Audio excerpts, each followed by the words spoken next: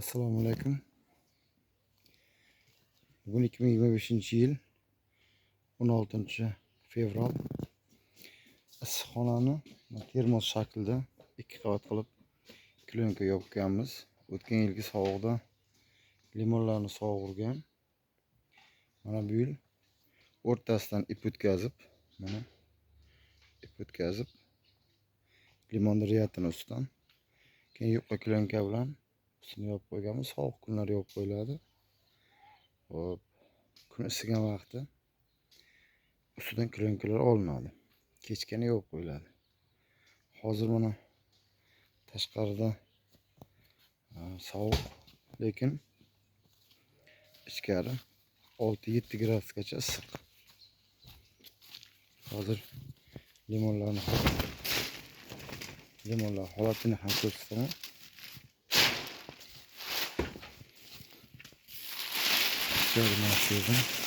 Mana ikki chekkasi kartoshka ham ekilgan. Mana kartoshkalar biroz sovuqqa chidamsizroq, lekin mana ko'rib turibsiz, yaxshi turibdi. O'tlar o'sib ketgan. Ichida qolgan limonlar ham bor ekan.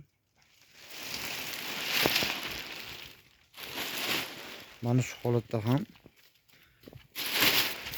kechasi 6-7 gradusgacha issiq, sovuq bo'lgan vaqtda ham hop, ichiga o't yoqmasdan, pechga qo'ymasdan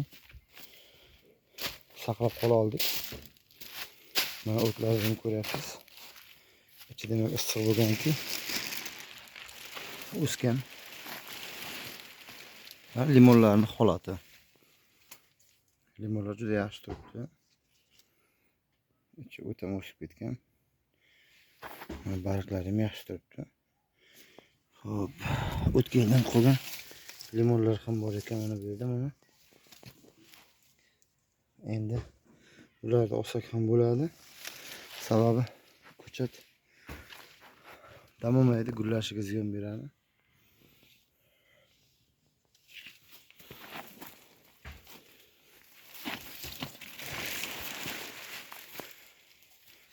Mana shunday ip tortib ustiga plyonkalar tashlab qo'yganmiz. 3 riyat. Ikkitasi bitta plyonkaga, bittasi bitta plyonkaga. Mana shunday foydalansak ham bo'lar ekan.